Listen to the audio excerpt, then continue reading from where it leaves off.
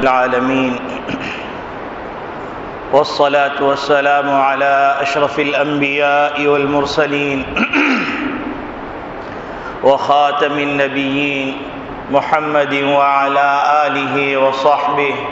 ومن تبعهم بإحسان ودعا بدعوتهم إلى يوم الدين. أما بعد فأعوذ بالله من الشيطان الرجيم. بسم الله الرحمن الرحيم. قال الله تبارك وتعالى: إن الله يأمركم أن تؤدوا الأمانات إلى أهلها. وعن عبد الله بن عمر رضي الله تعالى عنهما قال: قال النبي صلى الله عليه وسلم: أربع إن كن فيك فلا عليك ما فاتك من الدنيا: حفظ أمانة، وصدق حديث، وحسن خليقة، وعفة في طعمة، أو كما قال عليه الصلاة والسلام. میرے محترم بزرگوں، عزیز دوستو، دینی اسلامی بھائیوں، نبی اکرم صلی اللہ علیہ وسلم نے ہم کو ایسی پیاری پیاری باتیں سکھلائی ہیں کہ ہر بات ہمارے زندگی کے اندر خوشیاں لاتی ہے، اور ان باتوں سے اگر انحراف کر لیا جائے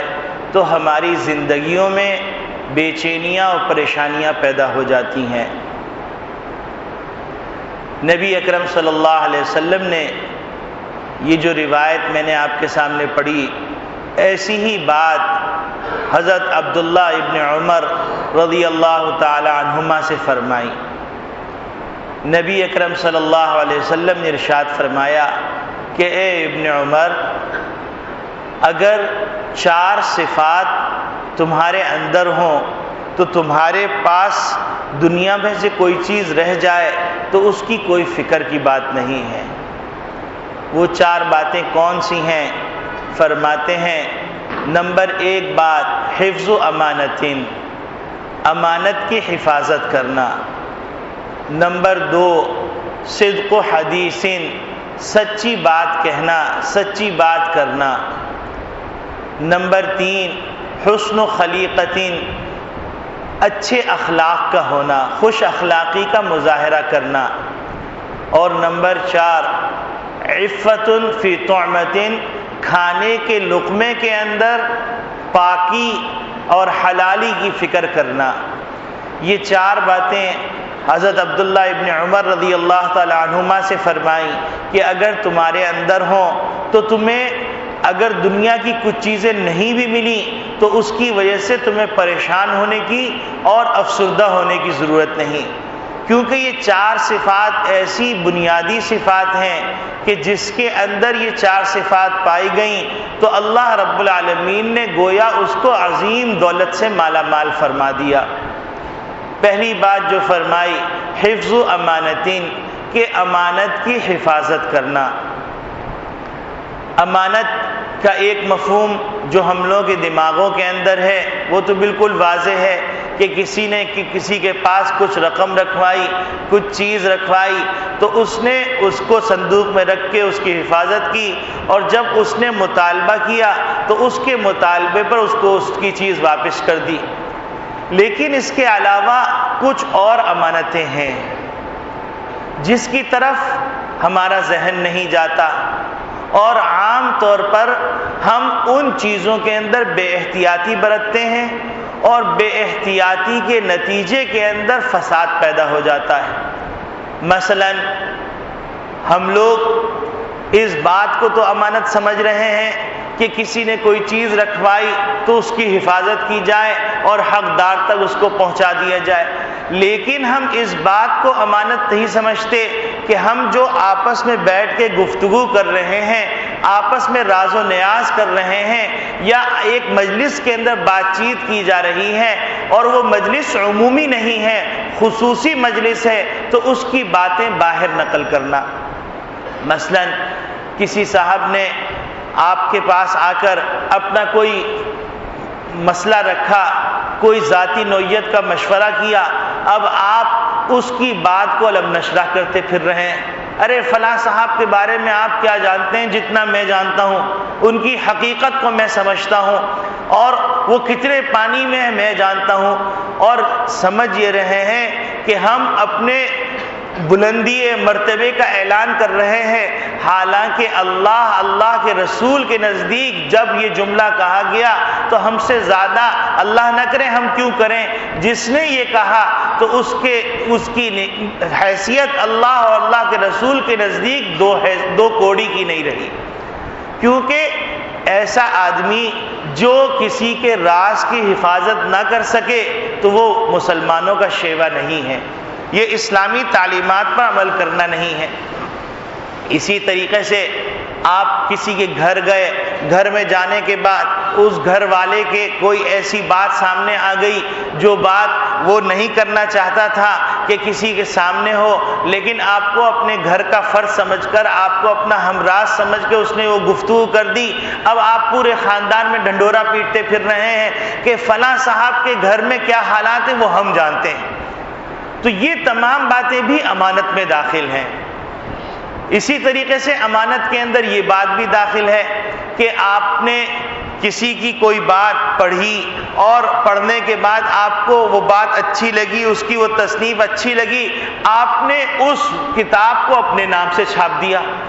اور لوگوں میں مشہور کر دیا کہ فلاں صاحب بہت بڑے رائٹر ہیں، حالانکہ وہ ساری کی ساری چوری کی باتیں ہیں، کیونکہ بے شک اس میں اچھی باتیں ہیں لیکن وہ کسی اور نے لکھی تھی اور آپ نے اس کو اپنے نام سے منسوب کر کے شائع کر دیا، تو یہ بھی ایک چوری ہے۔ اسی طریقے سے کسی آدمی نے اپنی کتاب کی کمپوزنگ کی اور اس کی اچھی طباعت کر کے چھاپ دیا، اور آج کل معاشرے میں یہ ایک عام بیماری چل رہی ہے کہ اسی پبلشر کے نام سے، اسی رائٹر کے نام سے، لیکن آپ کو کراچی میں مہنگی پڑ رہی تھی، آپ نے لاہور سے چھاپ دیا یا آپ نے بیروت سے چھپوا کر مارکیٹ میں لا کے فروخت کر رہے ہیں، یہ بھی امانت کے اندر خیانت ہے۔ تو نبی کریم صلی اللہ علیہ وسلم ارشاد فرما رہے ہیں کہ 4 صفات اگر کسی کے اندر ہو جائیں تو اس کو عظیم نعمت مل گئی، عظیم دولت مل گئی۔ اس میں پہلی صفت حفظ و امانتین ہے کہ امانت کی حفاظت کرنا۔ اسی طریقے سے آپ کے پاس کسی کمپنی سے آپ نے معاہدہ کیا، معاہدہ کرنے کے بعد کمپنی نے آپ کے اوقات آپ سے لے لیے، اب آپ وہ اوقات مثلا 8 گھنٹے اس نے آپ سے لیے، اب 8 گھنٹے آپ کی ذمہ داری ہے کہ کمپنی کا مالک یا آپ کا ذمہ دار یا آپ کا جو فرد ہے جو جس نے آپ کو امپلائی کی حیثیت سے لیا ہے، ملازمت میں رکھا ہے، تو جو اوقات آپ نے اس کو دیے ہیں وہ امانت ہیں۔ اب ان اوقات کو اگر ہم ضائع کر رہے ہیں تو ہم خیانت کر رہے ہیں۔ اب آپ دیکھیے کہ آج معاشرے کے اندر جو بگاڑ ہے، اس بگاڑ کے اندر یہ وجہ نہیں ہے کہ آپ کے معاشرے میں ٹیلنٹ نہیں ہے یا آپ کے معاشرے میں ہنرمند لوگوں کی کمی ہے،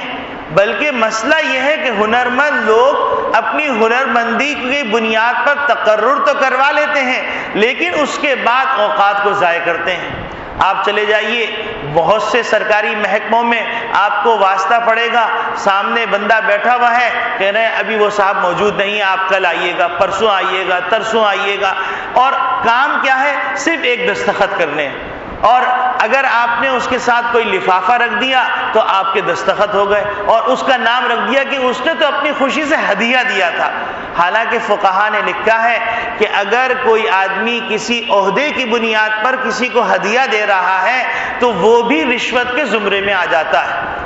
اگر وہ عہدہ آپ کے پاس نہ ہوتا تو کیا یہ آدمی آپ کو ہدیہ دیتا؟ یہی وجہ ہے کہ پرانے زمانے کے جو علماء تھے، قاضی تھے، بڑے بڑے عہدوں پر تھے شرعی عدالت کے اندر، تو انہوں نے ان عہدوں کی بنیاد پر ایسے تحفے جو پہلے نہیں ملتے تھے اب ملنے لگے، وہ تحفے قبول ہی نہیں کرتے۔ لیکن ہم نے اپنے اوقات کو بھی ضائع کیا اور ہمارے ذہن کے اندر امانت کا تصور یہ ہے کہ فلاں صاحب نے میرے پاس کتاب رکھوائی تھی، میں نے اس کو واپس کر دی، فلاں صاحب نے مجھے کتاب پڑھنے کے لیے دی تھی تو میں نے وہ پڑھ کے واپس کر دی، اور سمجھ رہے ہیں کہ بس ہم امانت دار ہیں۔ حالانکہ اسلام کی نگاہ کے اندر، شریعت کی نگاہ کے اندر یہ بات بھی امانت کے اندر داخل ہے کہ آپ نے جو اوقات متعین کیے ہیں ان اوقات کو پورا اپنے مالک کے حوالے کرنا اور اس کی منشا کے مطابق ان اوقات کو گزارنا، یہ ہے امانت داری۔ لیکن ہمارے ذہن سے نکل گیا یہ بات اور ہم یہ سمجھنے لگے کہ ہم شریعت پہ عمل کر رہے ہیں۔ اب دیکھنے میں یہاں تک آیا، بہت سے احباب نے یہ بھی بتلایا، آئے حاضری لگوائی، حاضری لگوانے کے بعد چند دوستوں کے پاس بیٹھ کے گپ شپ کی، پھر کچھ دیر جا کے کینٹین میں گپ شپ کی، پھر کچھ دیر جا کے دیگر کام کیے، اور پھر اس کے بعد بیچ میں 3 4 6 فون آ گئے، ان فونوں پر رابطہ بھی کر لیا، اس میں 15 20 منٹ کی بات کی، اور پھر 1 2 کام نمٹائے اور شام کی چھٹی ہو گئی، اور سمجھ رہے ہیں کہ ہم جو لقمہ لے کے آ رہے ہیں اپنے بچوں کے لیے یہ حلال کا لقمہ ہے۔ حالانکہ جو اوقات شریعت کے مطابق جو معاہدہ کیا تھا، ان معاہدے کی پورا نہ کرنے کے نتیجے میں جو اوقات کو ضائع کیا وہ بھی امانت کے خلاف کیا، خیانت کی، اور اس کے بدلے میں جو پیسہ آیا وہ پیسہ بھی حلال نہیں۔ یہی وجہ ہے کہ ہمارے اکابرین کا حال یہ تھا کہ وہ پڑھانے کے لیے آئے اور پڑھانے کے بعد جب جانے لگے تو اگر پورا وقت ہے تو اللہ کا شکر ادا کر کے چلے گئے، لیکن اگر اس میں بیچ میں کوئی کام پیش آ گیا تو انہوں نے وہ وقت لکھ لیا جس وقت کے اندر انہوں نے وہ کام کیا، اور وہ وقت لکھنے کے بعد مہینے کے آخر میں سارے اوقات کو جمع کیا اور دفتر محاسب میں جمع کروا دیا کہ اتنے اوقات میں نے اپنے ذاتی کام میں لگائے، لہذا اتنی تنخواہ مجھ سے مائنس کر دیجئے۔ آج تو یہ تو ضرور ہوتا ہے کہ ہمارے فلاں بونس نہیں ملے، ہم کو فلاں تنخواہ میں اتنا اضافہ نہیں ملا، ہم کو فلاں چیزیں نہیں ملی، لیکن یہ خیال دل سے نکل گیا کہ ہم ان اوقات کو پورا کر کے حلال اپنا پیسہ کر رہے ہیں یا نہیں کر رہے۔ تو نبی کریم صلی اللہ علیہ وسلم فرما رہے ہیں کہ حفظ امانتین، ایک بہت بڑا وصف، بہت بڑی صفت وہ امانت کی حفاظت کرنا ہے۔ نبی کریم صلی اللہ علیہ وسلم نے یوں بھی فرمایا کہ المجالس بالامانہ، مجالس کے اندر جو گفتگو کی جاتی وہ بھی امانت ہے۔ دوست احباب کی اب دوستی ہو گئی تو دوستی کے وقت راز و نیاز ہو رہے ہیں، اپنے دل کی بات ان کو بتا رہے ہیں، وہ ان کی دل کی بات آپ سن رہے ہیں، اور اللہ نہ کرے ذرا سی جو چپقلش ہو گئی تو اب اس کے سارے راز کو لم نشرہ کر دیا، اور ساری دنیا میں ڈھنڈورا پیٹتے پھر رہے ہیں کہ بھائی آپ کیا سمجھتے ہیں، ہم نے تو ان کے ساتھ وقت گزارا ہے، ہم نے ان کی تھال میں بیٹھ کے کھایا ہے، ہم جانتے ہیں کہ یہ کیسے آدمی۔ تو یہ سب امانت کے خلاف کام ہو رہا ہے۔ تو پہلی صفت جو نبی کریم صلی اللہ علیہ وسلم نے ارشاد فرمائی وہ صفت یہ ارشاد فرمائی کہ حفظ امانتین، امانت کی حفاظت کرنا۔ اور نبی کریم صلی اللہ علیہ وسلم نے منافق کی جو 3 نشانیاں ذکر کی ہیں، ان 3 نشانیوں میں ایک نشانی یہ ہے کہ جب اس کے پاس امانت رکھوائی جائے، چاہے وہ امانت چیز کی صورت میں ہو، چاہے وہ امانت پیسوں کی صورت میں ہو، چاہے وہ امانت بات چیت کی صورت میں ہو، چاہے وہ امانت کسی کے راز کی صورت میں ہو، یہ تمام امانتوں کو وہ ضائع کر دیتا ہے، تو وہ منافق ہے۔ اس کی منافق کی پیمانے کے اندر اس کو تول لیا گیا ہے۔ تو یہ کتنی خطرناک بات ہے۔ ہم اپنا محاسبہ کریں، اور محاسبہ کرنے کے بعد ہم ایسی باتیں جو ہماری زندگی کے اندر شریعت کے خلاف داخل ہو گئی ان باتوں کو ہم نکال کے پھینک دیں۔ دوسری بات جو نبی کریم صلی اللہ علیہ وسلم نے مومن کی صفات بتلائی، جو ایک عظیم ذخیرہ بتلایا، خزانہ بتلایا، وہ ہے صدق و حدیث، سچی بات کرنا۔ اب سچی بات کے اندر ایک تو وہ باتیں ہیں جو کہ ہم جان بوجھ کر جھوٹ بول دیتے ہیں، اور ہم سمجھتے ہیں کہ ہم نے کوئی ایسی بات نہیں کہی، لیکن حقیقت کے اندر ہم نے بہت بری بات کر لی۔ مثلا سیلز مینی کے اندر آج کل جو جتنا بڑا پکا پرلے درجے کا جھوٹا ہوگا وہ اتنا اچھا سیلز مین سمجھا جاتا ہے، حالانکہ اسلام کی نگاہ میں، اللہ کی نگاہ میں، اللہ کے رسول کی نگاہ کے اندر وہ سیلز مین ہی نہیں ہے جو اپنے آخرت کو خراب کر کے دنیا کو کما رہا ہے۔ اسی طریقے سے موجودہ معاشرے کے اندر یہ بات تسلیم کر لی گئی ہے، جو جتنا بڑا جھوٹا وعدہ خلاف اور جتنا چرب زبانی کے ساتھ چپڑ کر کے جھوٹ بول کر عوام کو بیوقوف بنانے والا سیاستدان ہے، کہتے ہیں یہ بہت بڑا سیاستدان، حالانکہ وہ سب سے بڑا احمق اور پلے درجے کا بیوقوف ہے کہ دنیا کو چپڑ کر کے بیوقوف بنا رہا ہے اور اپنے لیے انگارے جمع کر رہا ہے، جھوٹے وعدے کرنا، جھوٹے دعوے کرنا، جھوٹے اعلانات کرنا، جھوٹے راز فاش کرنا، یہ ساری چیزیں جھوٹ کے اندر داخل ہیں۔ اور دوسرے نمبر کا جھوٹ یہ ہے کہ جو انسان بے احتیاطی میں بولتا ہے، مثلا کسی کو زیادہ بولنے کی عادت ہے، زیادہ بولنے کی عادت کے اندر وہ باتیں ادھر کی ادھر کر رہا ہے، اس کے اندر غلط سلط زبان سے نکل رہا ہے، یہ بھی جھوٹ ہے۔ اب مثال کے طور پر ایک بزرگ نے ایک واقعہ لکھا ہے، کہنے لگے کہ ایک بڑے عالم تھے، ان عالم سے کسی نے سوال کیا کہ یہ بتلائیے کہ قرآن کریم کی تلاوت اگر ہم کیسٹ سے سنتے ہیں یا کوئی اور آلات کے ذریعے سے سنتے ہیں تو وہ بات اگر قرآن سنتے ہوئے آیت سجدہ آ جائے تو کیا سجدہ واجب ہوگا؟ تو ان بزرگ نے جملہ یہ فرمایا کہ سجدہ واجب نہیں ہوگا، کیونکہ قرآن کا سننا کیسٹ کے ذریعے سے وہ اور ہے اور براہ راست قرآن کریم کا سننا وہ اور ہے۔ اب ایک صاحب نے ان کی یہ بات سن لی اور سننے کے بعد بھرے مجمع کے اندر تقریر کے دوران کہنے لگے کہ فلاں بزرگ نے کہا ہے کہ قرآن کریم کیسٹ سے سننا اس سے زیادہ برا ہے کہ آدمی اس قرآن کریم کے بجائے گانا سن لے۔ اب حالانکہ استاد نے، بزرگ نے جو بات کہی تھی، انہوں نے یہ کہا تھا کہ کیسٹ کی حیثیت اور ہے، براہ راست سننے کی حیثیت اور ہے، لیکن انہوں نے اس کے اندر اپنی طرف سے کچھ چیزیں لگائیں اور ان کی طرف منسوب کر کے کہہ دیا کہ قرآن کریم کیسٹ کے ذریعے سننے سے بہتر یہ ہے کہ آدمی گانا سن لے، وہ بزرگ نے فرمایا۔ تو یہ بے احتیاطی ہے، یہ ناسمجھی کی بات ہے، اور ناسمجھی سے جھوٹ بولنا ہے۔ اسی طریقے سے ایک اور بات ایک بزرگ کی طرف منقول کر دی گئی، منسوب کر دی گئی، اور بڑا اس کا چرچا ہوا کہ ایک بزرگ نے خواب میں دیکھا کہ ان کو بتلایا گیا کہ جب کچھ عرصہ پہلے زلزلہ آیا تھا تو انہوں نے کہا کہ زلزلہ تو شدید آنا تھا، اللہ نہ کرے شدید آنا تھا، لیکن رمضان کی برکت سے ہلکا آیا ہے، اب رمضان ختم ہو جائے گا تو شدید آئے گا۔ ان بزرگ نے خواب میں دیکھا، ان کو کسی بتانے والے نے بتلایا، تو بزرگ کو جب اطلاع دی گئی کیا آپ نے ایسا خواب دیکھا ہے، تو کہیں گے میرے فرشتوں نے بھی نہیں دیکھا، یہ اس طرح ہماری طرف منسوب کر رہے ہیں بات، تو یہ بھی جھوٹ ہے۔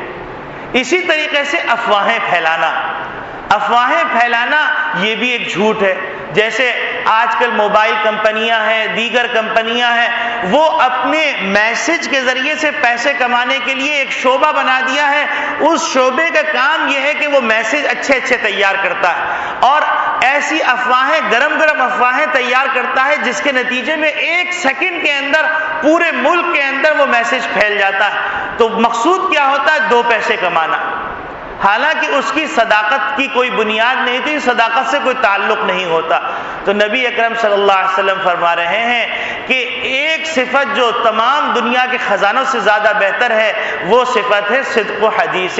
سچی بات کرنا۔ ایک بزرگ فرمانے لگے کہ میاں ذرا تم سوچو کہ اگر تم کو یہ کہہ دیا جائے کہ ابھی 2 گھنٹے تم اس وقت سرکاری آبزرویشن میں ہو اور تمہیں انٹیلیجنس کے لوگ واچ کر رہے ہیں اور تمہارے ساتھ کچھ ایسے آلات لگا دیے گئے ہیں کہ تمام تمہاری گفتگو ٹیپ ہو رہی، اب وہ بزرگ فرماتے ہیں کہ کیا بتلائیے کہ یہ بات سننے کے بعد ایسا شخص زبان سے کوئی بات بغیر سوچے سمجھے نکالے گا؟ یقیناً وہ شخص کبھی بھی بے سوچے سمجھے بات نہیں نکالے گا، حتیٰ کہ اگر کوئی آدمی اس سے مذاق میں کوئی بات کہہ رہا ہوگا تو وہ فوراً کہہ دے گا کہ میاں ابھی چھوڑو، میری تو زندگی کا معاملہ ہے، ابھی 2 گھنٹے مجھے کوئی مذاق نہیں سوچ رہا، تم خاموش رہو، مجھ سے کوئی مذاق نہ کرو، کیونکہ اس کو معلوم ہے کہ ان 2 گھنٹوں کے اندر میں آبزرویشن میں ہوں اور ان 2 گھنٹوں کے اندر مجھے آبزرو کیا جا رہا ہے، میری بات، میری حرکات، میری سکنات، میرے معاملات سب کو واچ کیا جا رہا ہے۔ تو وہ بزرگ فرمائے لگے کہ اللہ رب العالمین نے تم سے کہہ دیا کہ ما یلفظ من قول الا لدیہ رقیب عتید، تمہاری زبان سے جو جملہ نکلتا ہے اس کے نگرانی کرنے کے لیے، اس کو نوٹ کرنے کے لیے ہم نے ایک فرشتہ مقرر کیا ہوا ہے جو کہ بڑا طاقتور ہے اور کسی کی بات سنتا نہیں، لیکن ہمارے ذہنوں کے اندر اس بات کا استحضار نہیں کہ ہم جھوٹ بات کتنی آسانی سے نقل کر دیتے ہیں، حتیٰ کہ بعض دفعہ ایسا بھی ہوا کہ جھوٹ بات نقل کی گئی، اس جھوٹ بات کی بنیاد پر فسادات ہو گئے، اور فسادات کے بعد جب تحقیق حال کیا گیا تو معلوم ہوا کہ اس نے کہا تھا، انہوں نے کہا، اس نے کہا تھا، انہوں نے کہا، اس نے کہا تھا، وہ اس کا سلسلہ ختم ہی نہیں ہو رہا۔ کہنے لگے فلاں صاحب سے مجھے پتا چلا تھا، فلاں صاحب نے مجھے یوں کہا تھا، اور بات کچھ کی کچھ ہو گئی۔ ہمارے استاد فرمانے لگے ایک دفعہ مشکات شریف کے درس کے اندر، کہنے لگے کہ بات کا بتنگڑ بن جانا یہ ایک محاورہ ہے، لیکن اس کے پیچھے ایک پس منظر ہے۔ فرمائے لگے کہ ایک صاحب ایک جگہ دعوت میں گئے، تو دعوت میں جب گئے تو کھانا بڑا شاندار آیا، لیکن اس کے ساتھ ساتھ ایک موٹا سا سونٹا بھی آ گیا۔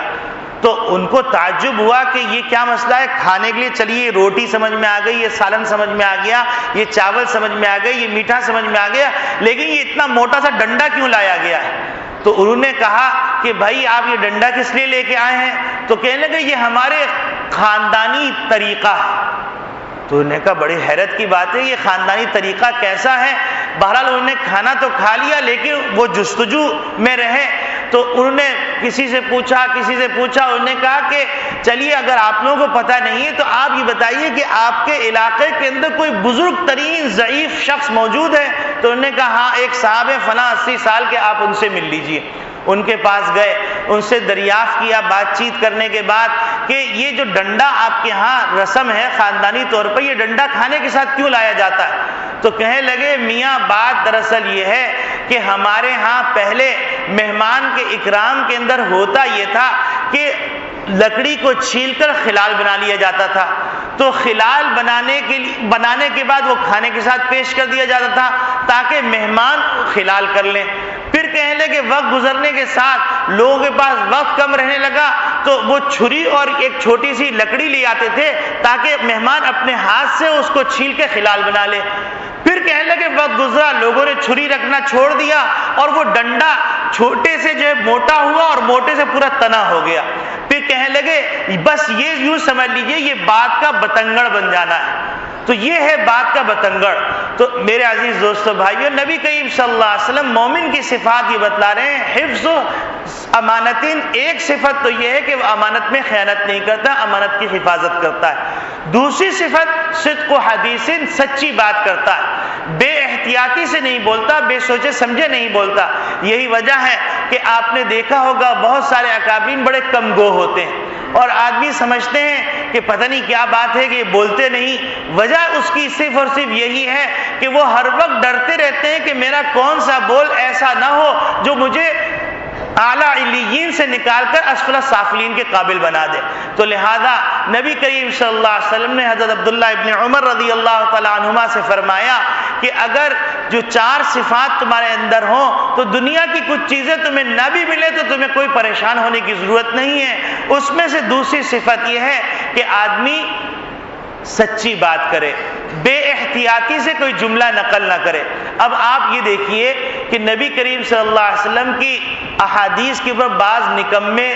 جن کی زندگی اللہ کی معصیت میں گزری اور اللہ کی نافرمانی میں گزری، اور پھر اس کے بعد ایک عرصے بعد کسی کے کہنے کے اوپر یا کسی کے لیے کسی مشن پہ کام کرنے کے لیے قرآن اور حدیث کے باتیں شروع کر دیں، تو ان میں سے بہت سے لوگ ایسے ہیں جنہوں نے حدیث کا انکار کیا، کیونکہ وہ جانتے ہیں کہ حدیث کا انکار کیے بغیر الحاد پھیل نہیں سکتا۔ تو اس وجہ سے انہوں نے حدیث کا انکار کیا اور ہر بارے میں کہنے لگے قرآن سے ثابت کرو۔ اب ان سے کوئی پوچھے کہ میاں قرآن میں کہاں لکھا ہے کہ تم عبد القدوس عبد الرحمن کے بیٹے ہو، تو اس کا مطلب یہ کہ قرآن میں نہیں لکھا تو تم حرام زادے ہوئے۔ لیکن انتہائی نامعقول آدمی کہ قرآن میں تو اللہ فرما رہے ہیں کہ وَأَنزَلْنَا إِلَيْكَ الذِّكْرَ لِتُبَيِّنَ لِلنَّاسِ، کہ ہم نے قرآن کریم نازل اس لیے کیا ہے تاکہ نبی کریم صلی اللہ علیہ وسلم اس کی تفسیر کریں۔ تو نبی کریم صلی اللہ علیہ وسلم نے تفسیر قول سے بھی کی، فعل سے بھی کی، عمل سے بھی کی، تو وہ تمام کی تمام احادیث کی صورت میں موجود ہیں۔ اب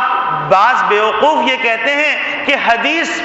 200 سال بعد محفوظ کی گئی لہذا حدیث غیر معتبر ہے، حالانکہ احادیث کو جمع کرنے کے اندر اور احادیث حضور صلی اللہ علیہ وسلم کے زمانے سے محفوظ ہے۔ یہ تو سب سے بڑا دجل اور فریب ہے کہ جو کہتے ہیں احادیث 200 سال بعد محفوظ کی گئی۔ نبی کریم صلی اللہ علیہ وسلم کے زمانے سے احادیث کو محفوظ کیا گیا تھا،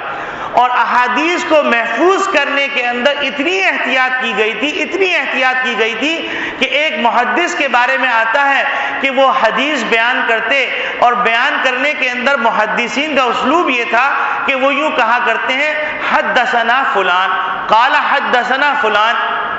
یعنی فلاں محدث نے مجھے یہ بات بیان کی۔ تو ایک محدث حدیث بیان کرنے سے پہلے جو سند بیان کرتے تھے، سند بیان کرتے ہوئے کہتے تھے حدثنا فلان قال ثنا فلان۔ تو کسی نے پوچھا کہ حضرت حدیث جب بیان ہم سنتے ہیں تو اس میں تو عام طور پر حدثنا فلان کہا جاتا ہے، آپ کی سند جب بیان کرتے ہیں تو آپ وہاں پر ثنا فلان کہتے ہیں، اس کا کیا مطلب ہے؟ تو کہنے لگے بات دراصل ساتھیوں یہ ہے کہ میں اپنے استاد کے درس کے لیے آ رہا تھا، جب وہ حدیث کا درس دے رہے تھے تو جب میں وہاں حاضر ہوا تو استاد حدیث کا درس شروع کر چکے تھے اور میرے آنے سے پہلے حد کہہ چکے تھے اور ثنا میں نے سنا، تو لہذا میں حدیث کی احتیاط کے اندر کہ کہیں میری زبان سے حدیث کے اندر غلط بات داخل نہ ہو جائے تو میں حد کو بیان نہیں کرتا، ثنا فلان کہتا ہوں۔ اب آپ بتائیے کہ محدثین عظام نے حدیث کی حفاظت میں اتنی احتیاط کی، اور آج کل کے روشن خیال جن کو ہم یہ کہیں گمراہ، جن کو ہم یہ کہیں بدخواہ، جن کو ہم یہ کہیں ظلمت کدہ، جو انتہائی ظلمت کی جگہ ہے، اس ظلمت کی جگہ کے اندر انسان رہتے ہوئے اور وہ یہ کہتا ہے کہ حدیث غیر معتبر ہے، اور وہ یہ کہتا ہے کتاب کو یوں اٹھا کے کہتا ہے کہ بتاؤ تم قرآن پہ ایمان لے کے آؤ گے یا بخاری پہ ایمان لے کے آؤ گے؟ نعوذ باللہ من ذالک۔ یہ بالکل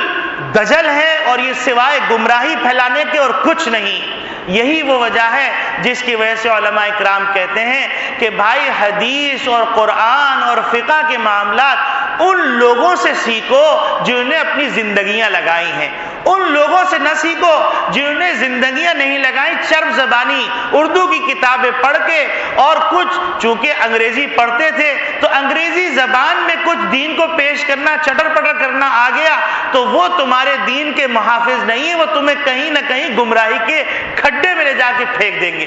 جس طرح کہ ایک عربی مقولہ ہے اذا کان الغراب امیر قوم، جب کسی قوم کا امیر کوا بن جائے سیہدیہم الی الہالکی، تو وہ کوا گندگی اور ہلاکت کی طرف ہی لے کے جائے گا، وہ کبھی بھی اچھے گوشت کی طرف نہیں لے کے جائے گا۔ آپ کوے کو دیکھیں تو وہ کبھی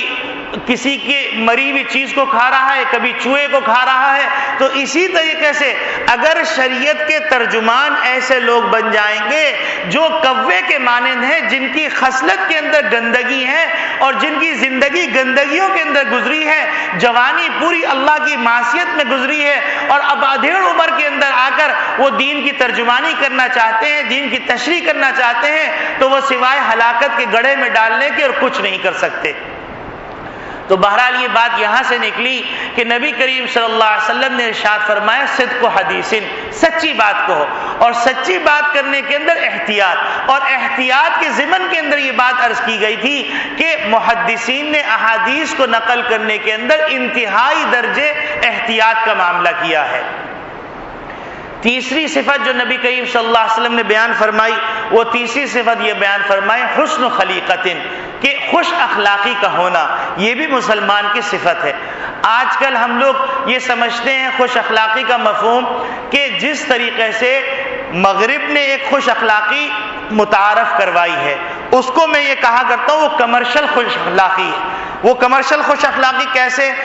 باقاعدہ اس کی ٹریننگ ہوتی ہے، سیلز مین بنائے جاتے ہیں، اور اسی طریقے سے مارکیٹنگ کے لوگ تیار کیے جاتے ہیں، مارکیٹنگ کی کلاسیں ہوتی ہیں، باقاعدہ اس کی ڈگری دی جاتی ہیں، تو اس کے اندر سکھلایا یہ جاتا ہے کہ آپ کس طریقے سے اپنے کلائنٹ کو رام کریں گے، کس طریقے سے اپنے کلائنٹ کو متاثر کریں گے، کس طریقے سے اپنے کلائنٹ کو اپنے شکنجے میں لیں گے۔ تو اس میں ایک طریقہ بتلایا گیا مسکرا کے ملنا اور اچھی طریقے سے باتیں کرنا، لیکن بیچنا اپنا سودا اپنی مطابق۔ تو اب ہم یہ سمجھتے ہیں کہ یہ خوش اخلاقی ہے، اور بہت خوش اخلاقی سے گفتگو کرنا اور اندر دل کے اندر پتہ نہیں کیا کیا بھرا ہوا ہے۔ حالانکہ خوش اخلاقی یہ انسان کے باطن کا وصف ہے، اور ایک بزرگ فرمانے لگے خوش اخلاقی کی بنیاد تواضع کے اوپر ہے، انسان کا اپنے آپ کو عاجز سمجھنے کے اوپر ہے۔ خوش اخلاقی کا تعلق اپنے آپ کو عاجز کہنے سے نہیں ہے۔ جیسے آج کل ہم دیکھیں گے بہت سے لوگوں کو آپ ان سے کہیے کہ آپ بڑے اچھے اعمال کر، ارے ہم کہاں، ہماری کیا حیثیت، ہم تو آپ کی جوتیوں کے خاک کے برابر۔ لیکن دل کے اندر بہت بڑا شیطان بیٹھا ہوا ہے جو کہہ رہا ہے کہ نہیں تم ہی تم ہو، تم ہی تم ہو، تم تو بڑے اعلیٰ صفات کے ہو، یہ مولوی صاحب ان کی کیا دو کوڑی کی حیثیت، بہرحال تم یہ جو جملہ کہہ رہے ہو بس تم اس سے ہی تمہارا کام چل جا رہا ہے۔ حالانکہ ایسی بات نہیں ہے، تمام انسان کے اخلاق ان کا تعلق باطن سے ہے، اور خود خوش اخلاقی کی بنیاد تواضع کے اوپر ہے، اور تواضع نام ہے انسان کا اپنے آپ کو حقیر سمجھنا، یعنی یہ سمجھنا کہ اللہ رب العالمین نے مجھے اتنی نعمتیں عطا فرمائے میں اس قابل نہ تھا۔ یہ ہے خوش اخلاقی۔ اب جب خوش اخلاقی ہوگی تو وہ آدمی کبھی بھی بد اخلاقی کا معاملہ نہیں کرے گا۔ لیکن ایک بزرگ فرمانے لگے کہ میاں خوش اخلاقی اور تواضع اگر اپنے اندر پیدا کرنا ہے تو ذرا سا ایک مراقبہ کر لو، اور وہ مراقبہ کیا ہے؟ مراقبہ یہ ہے کہ تم ذرا سوچو کہ جب تم بیت الخلاء میں بیٹھے ہوتے ہو تو پیشاب بھی ہو رہا ہے، پخانہ بھی ہو رہا ہے، غلاظت نکل رہی، اور تم یہ چاہتے ہو کہ کوئی مجھے نہ دیکھ لے، کیونکہ اگر اس حالت میں مجھے دیکھ لیا تو مجھ سے لوگ گھن کھانے لگیں گے۔ پھر فرمائے لگے پھر تھوڑا سا یہ تصور کر لو کہ اگر میری یہ کھال ہٹ جائے تو اس کھال کے نیچے سوائے خون کے، پیپ کے اور پیٹ کی کھال ہٹ جائے تو سوائے گند غلاظت کے کچھ بھی نہیں ہے۔ اللہ رب العالمین نے اس کے اوپر ایک حسین کھال کا پردہ رکھا ہوا ہے۔ تو جب اللہ نے یہ پردہ رکھا ہوا ہے اور تم کو اپنی حقیقت معلوم ہو گئی تو اس حقیقت کے معلوم ہو جانے کے بعد اپنے اندر تواضع پیدا کر لو، اور جب یہ تواضع پیدا ہو جائے گی تو خود بخود خوش اخلاقی وجود میں آ جائے گی۔ خوش اخلاقی کے لیے کوئی بول ڈیزائن کرنے کی ضرورت نہیں پڑے گی، بلکہ خود اللہ رب العالمین زبان سے ایسے بول نکلوائیں گے کہ جو خود خوش اخلاقی کی غمازی کریں گے۔ اور تواضع کی حقیقت نبی کریم صلی اللہ علیہ وسلم یہ فرماتے ہیں کہ دعا فرمائی نبی کریم صلی اللہ علیہ وسلم نے، اللہم احینی مسکینا وامیتنی مسکینا واحشرنی فی زمرۃ المساکین، کہ اے اللہ مجھے عاجز زندہ رکھیے، اور اے اللہ مجھے عاجز بندوں کے اندر موت عطا فرمائیے، اور اے اللہ جب میری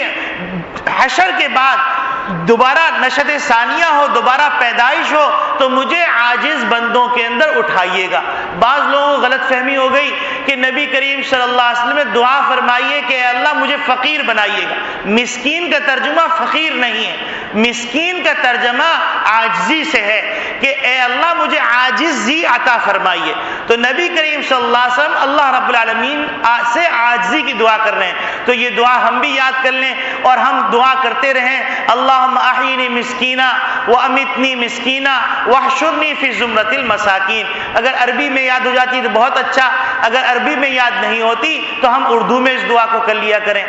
اور چوتھی صفت جو نبی کریم صلی اللہ علیہ وسلم نے بیان فرمائی، وہ صفت بیان فرمائی وَعِفَّةٌ فِي طُعْمَةٍ،